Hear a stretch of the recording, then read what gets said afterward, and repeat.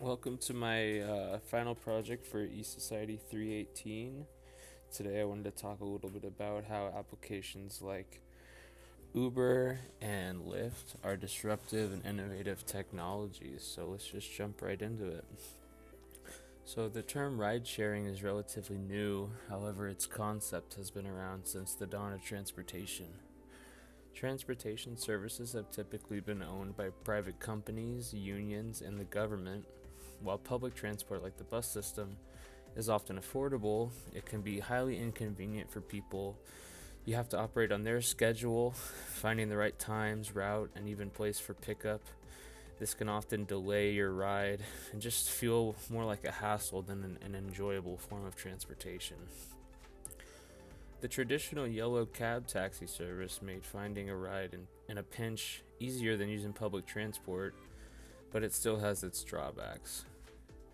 Um, it can be pricey. Sometimes you still have to wait around for 30 minutes or even an hour, and you're never entirely sure how much the fare is going to be until the end of your ride.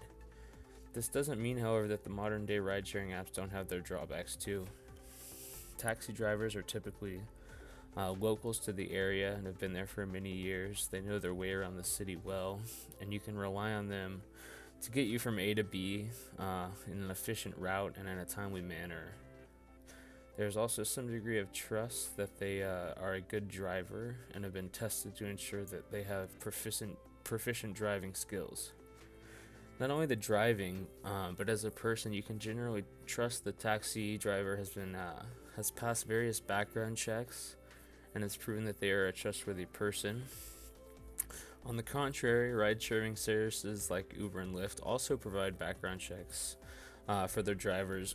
However, with international or foreign drivers, it can be difficult to get a sense of their background in their home countries before they move to the States.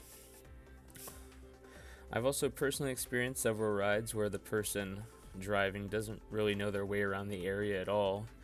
They're constantly checking their phone to make sure that they're on the right route.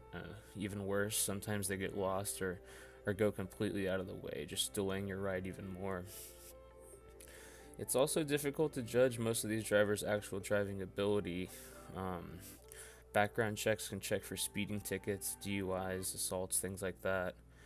But just because a person doesn't have any black points on their record doesn't mean they're legitimately fit for safely transporting, hundreds of people a day around a city they may or may not be used to driving in.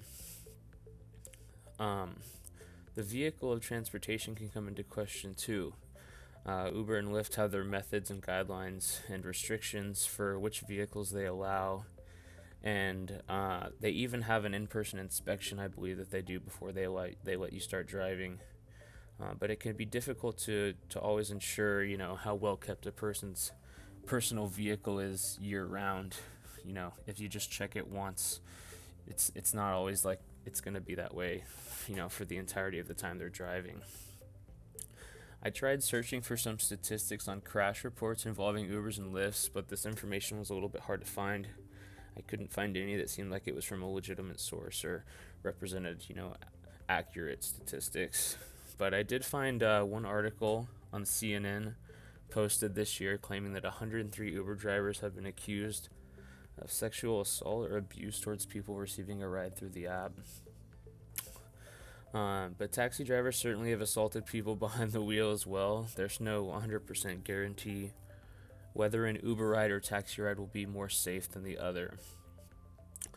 Adequate background checks on both ends are efficient, to reduce these incidents, but are not a surefire way to prevent incidents in a whole.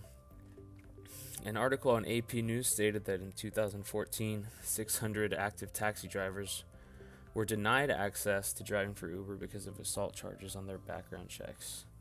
Getting in a vehicle with a stranger, oftentimes alone, is never guaranteed to be safe.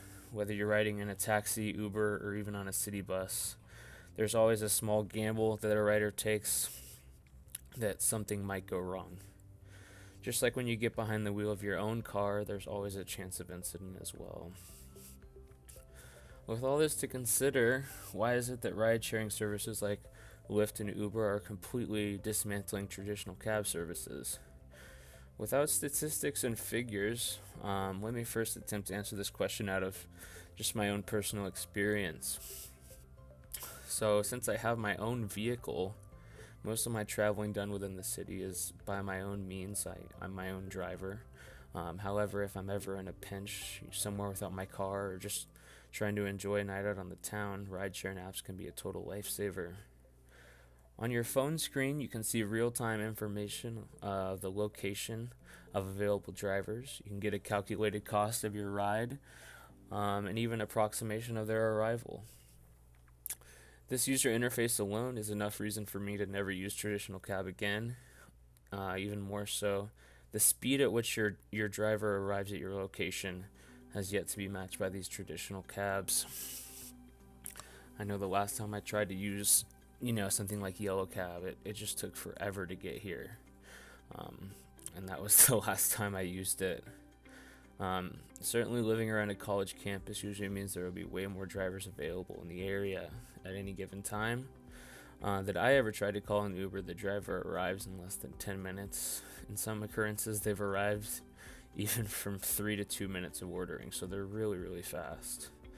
With traditional cab services, I've often been told the next available driver can meet me, in like an hour. So you kind of have to plan ahead with things like Uber and Lyft. You can kind of just go, like, you can order it in the minute you need it. You don't have to plan ahead very much, which is real important for my life right now. And not only is this wait time much longer, but the window provides, uncertainty. That window where they say, oh, they could be there in 30 minutes, they could be there in 45 minutes. Standing by yourself in a parking lot for 15 minutes, especially at night or if you're in an unknown area, can be kind of dangerous for anyone. On the contrary, if you live in a compact city like New York or London or Chicago, hailing a cab on the street would be instant and not require any wait at all, so that might be a little bit more efficient for you in those big condensed cities. In a less concentrated city like Tucson or Phoenix, Uber and Lyft will almost always be the quicker option. I've never personally driven for a ride-sharing company myself, but often when I'm in the car with these guys, I make conversation with them about their experience driving for the company, and the opinions of the drivers are never the same, but overall, I think they have I think I've gathered a pretty good consensus that they're happy driving for Uber and Lyft. I think that people really like the flexibility of making their own schedule and the freedom of feeling like they're their own boss. And the accessibility or entry fee to the job is really just you need to have a car and essentially a clean background. You don't need a college degree or really any special training to start making money. So let's talk about how much these drivers are really making. Uber boasts that their drivers can make up to $25 an hour, and Lyft has claimed that their drivers made up to $35 an hour. In large cities at peak hours, these numbers might be possible, but I think it's highly unlikely that this kind of money is sustainable in the long term. Drivers need to consider the price they pay to give these rides as well. You've got to consider the cost of gas, depreciation of their own vehicles, and maintenance, all deduct from the overall pay to be collected at the end of the day. A report on Glassdoor said that the average earnings of an Uber driver right now is around $14 to $15 an hour, or about $2,000 a month. Since you can log in and out of the service whenever you want, you can potentially make a lot more, if you're willing to put the hours in. Uber and many other companies have had their sights set on self-driving taxis for a while now. Innovators of the technology have been doing lots of testing to set these cars in motion. However, there was a fatal accident from an anonymous car that hit a pedestrian in Tempe, Arizona not too long ago, earlier this year, that kind of put a lot of setbacks for the next step in this ride-sharing technology. While this incident is tragic, it shows that there are just so many variables to account for with self-driving cars.